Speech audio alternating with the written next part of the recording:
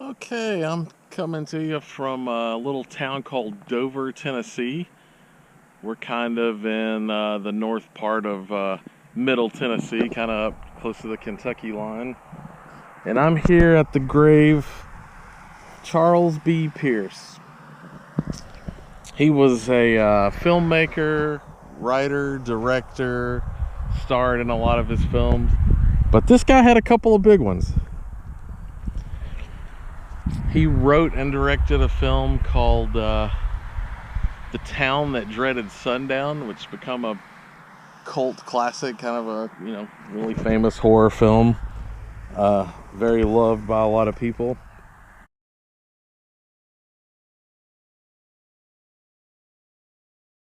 And actually, a good friend of mine was actually in that film and has a screenshot all to himself in that film. Is a drummer buddy of mine named Alan Funderburg. We've been friends for many years, and he just told me a couple of years ago that he was in that movie, so I went back and watched it and found him. I'll find a still to throw up in there so you can see it, but Alan got to be a part of that film.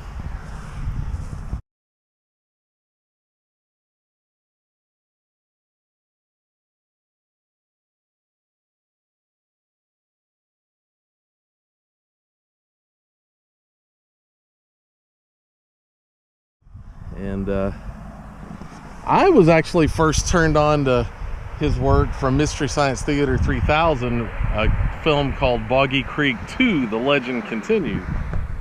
He wrote and starred in that, and his son acted in it as well. And really good film. Guy from Arkansas. He had a real, serious Southern accent, and he definitely looked that part.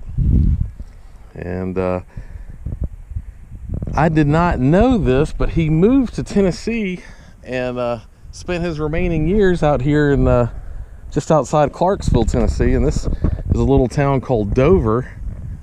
And this was where he lived and spent his final days. And when he passed away, he decided to make this his eternal resting spot.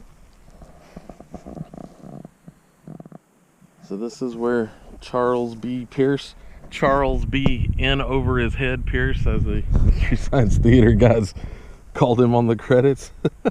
But another cool thing about this guy was somewhere along the way in his Hollywood career, he became friends with Clint Eastwood, and therefore he worked on the film with him. I think it was a film called Sudden Impact. I don't really recall the name of the film, but I know he is credited and very famous for writing the line, "Go ahead, make my day," that Clint Eastwood said. That came from this man's mind right here. Charles B. Pierce. Had a beautiful October day. At the time of filming this, it's October 18th, 2024. 72 degrees and sunny. And it's a beautiful little cemetery, quite small.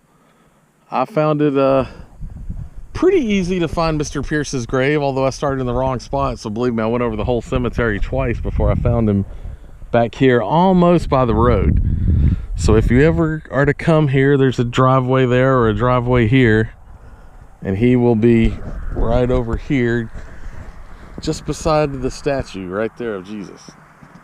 This is how you would find Charles B. Pierce.